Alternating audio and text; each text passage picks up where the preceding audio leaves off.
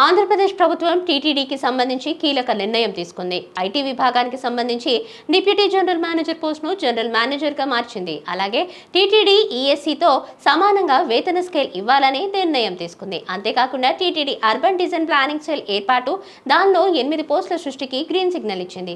ఈ మేరకు 2 రోజుల క్రితం జరిగిన కేబినెట్ సమావేశంలో ఈ నిర్ణయం తీసుకున్నారు. టీటీడీలో అర్బన్ డిజైన్ ప్లానింగ్ సెల్ ఏర్పాటు చేయడానికి ఈ 8 పోస్టులను తీసుకొస్తోంది.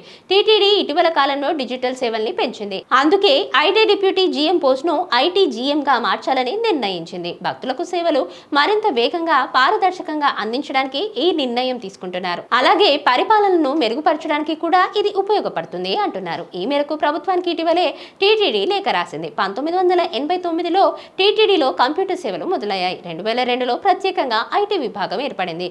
ఇప్పటి వరకు 108కి పైగా సాఫ్ట్వేర్ అప్లికేషన్లు అభివృద్ధి చేసి వాడుతున్నారు. శ్రీవారి ఆలయంతో పాటు తిరుమలలోని ఇతర ఆలయాల్లో కూడా ఐటీ సేవలను పెంచాలని టీటీడీ భావిస్తోంది. టీటీడీ సేవలు దేశవ్యాప్తంగా విస్తరించాయి.